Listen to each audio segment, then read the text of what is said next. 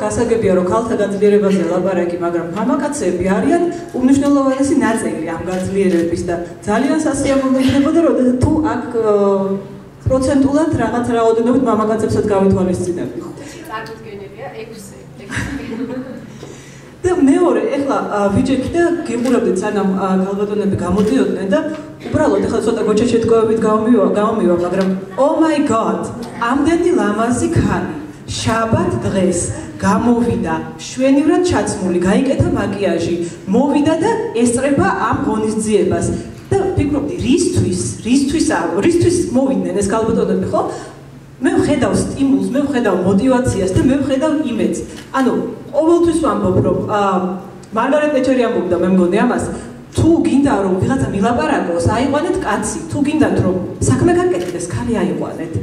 რა არის საჭირო წარმატებისათვის, რა არის პრაქტიკული რჩევები, რომელიც გამოგადგებათ და გამოიყენებთ. გთხოვთ, მივესალმოთ ქალბატონ თიკას. ასე დავარქვით ჩემს დღევანდელ გამოსვლას, როგორ დავიწყოთ და გავიმარჯვოთ ბიზნესში და შემთხვევით არ შემირჩევია ეს ფოტო, ეს არის ყველაზე ახალგაზრდა მილიარდერი ქალი, რომელმაც თავისთავად თვითონ შექმნა. ეს არის ელიზაბეთ ჰოლმსი, არ ვიცი ხსმენია მის შესახებ თუ არა, სამედიცინო დარგში ვინც არის, იმათ ალბათ ხსმენია, ხო, ეს ჭირები, სისხლის ალობის ჭირები, მისი გამოგონება არის და 9 მილიარდიანი კომპანია ახლა ამჟამად. და ყველას გისურვებთ, რომ აი ესეთი წარმატებები ისთვის მიგვეღწია. მე თქვენს და რა ვიცი, ყველას ვისაც ბიზნესს წამოწყება უნდა. გადავწყვიტეთ, რომ დაგვეწყო მარკეტინგი, ჩვენ ამ სფეროში მუშაობთ.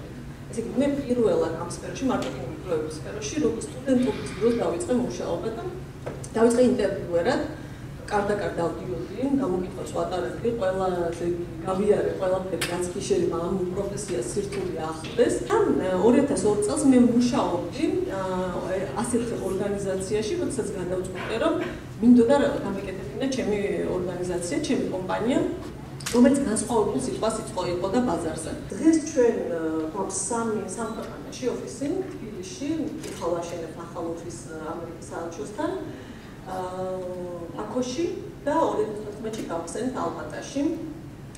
და ამ სამი ოფისი ჩვენ ვთავართ 10-ზე მეტ ქვეყანაში მუშაობთ. ეს მათ შორის სომხეთში, მოლდოვაში ოფისი გამოვიდა, ამაზე პროექტი ჰქონდა, ბოსნია-ჰერცეგოვინაში, უკრაინაში, რუსეთში, ყველგან, სადაც ჩვენ კლიენტს სჭირდება ჩვენი მხარდაჭერა, ჩვენი მოყვებით ამ კომპანიებს და ორგანიზაციებს. მაშინ ყავდა 4 პარტნიორი და 1 დაქირავებული თანამშრომელი ყავდა. ეს 70 მუდმივი თანამშრომელი ყავს ოფის ჯამში და 800-ზე მეტი პროექტული თანამშრომელი რეგიონებში და ინტერვიუერების პროექტების ასე შემდეგ. ორგანიზაცია Speak Up in Georgians და JCI-ის მიერ ხორციელდება პროექტი ქალთა გაძლიერებაზე მიწარმოების დარგში. დღეს გვაქვს გახსნილი პრეზენტაცია, პროექტი გაგრძელდება 2 თვეს და მიზნად ისახავს, რომ ქალბატონები გავაძლიეროთ კიდევ უფრო წარმატებულ ბიზნესის სტратегიის მიმართულებით. პროექტის გენერალური მხარდამჭერი არის კონტი კროსტა და ქალბატონი თამარ ლევარიძე, საინფორმაციო მხარდაჭერი არის ედიტორი და რადიო თბილისი. ვიმედოვნებთ, რომ ეს პროექტი დიდი დაინტერესებაც დაიწყო, წარმატებით გაგრძელდება და მიზანი შედეგობრივი იქნება მონაწილეებისათვის.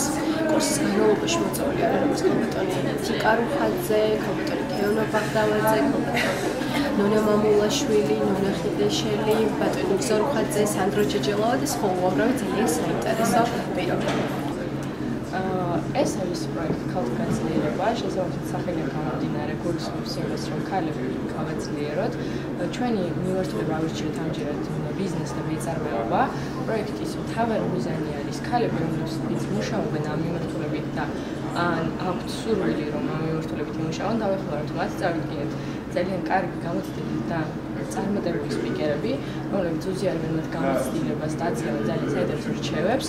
და პროექტი ასევე მოიცავს 2 თვიან ტრენინგების კურსს, რომელიც გაგრძელდება დაიწყება 9 მარტიდან და ყოველ შაბათს ჩატარდება თბილისის სახელმწიფო უნივერსიტეტში და აქაც მოწვეული იქნებიან ძალიან მნიშვნელოვანი სპიკერები, ფსიქოლოგები, მათ შორის არიან ზურაბ ხეიძე, რომელიც ძალიან ძლიერი ფსიქოლოგი არის და სხვა სპიკერები, ასევე ბოლო დღე შემოჯამებელი იქნება ყველაზე მნიშვნელოვანი, სადაც იქნებიან წარმოდგენილი ქალების ორგანიზაციების ან კუთხით მომუშავე ორგანიზაციების ყველა წარმოდგენელი და ყველა მონაწილეს ექნება საშუალება, რომ გაიცნოს რა შესაძლებლობები აქვთ ამ სფეროში და როგორ შეიძლება განავითარონ თავიანთი ბიზნესი ან როგორ დაიწყონ ახალი.